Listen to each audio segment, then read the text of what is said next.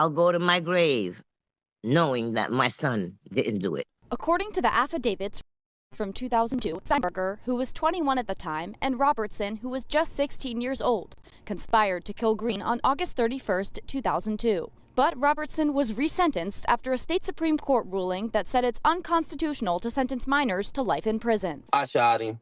I did it. Nobody else did it.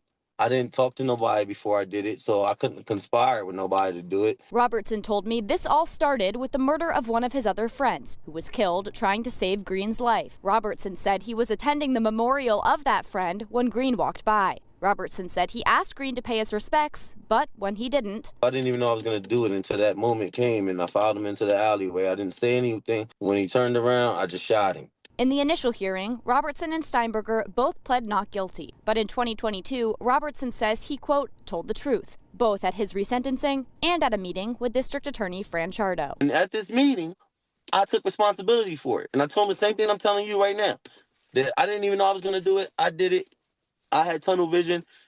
I told him completely 1,000 times, your witnesses said that his gun, that he was there, he had a gun in his gun jam. I don't know nothing about that. I didn't see him there with no gun in no gun jam. I relayed this to Chardo in the office, and then I relayed it again on the stand at my resentencing hearing. District Attorney Chardo tells me that's simply not true and read me part of the transcripts from the resentencing. You admitted that you were responsible for the murder, but one of the factors that can be considered is the influence of others. Answer, yes, sir.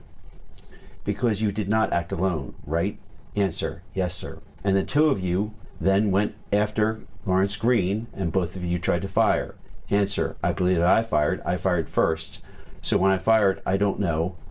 Through the testimony of others, I heard that he said his gun jammed. Robertson claims he recently went to the courthouse to get the transcripts. And now I'm reading it, and nothing that I said is in this transcript. So when I repeated this thing over numerous times in my closing statement, throughout the testimony that I was given, y'all just muted it and took it out?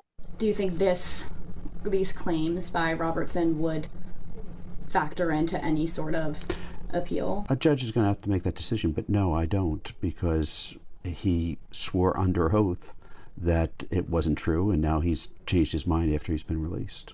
Steinberger's mother tells me she'll never stop fighting for her son's freedom. But no. I want to see my son. I want to be able to hug him before I die.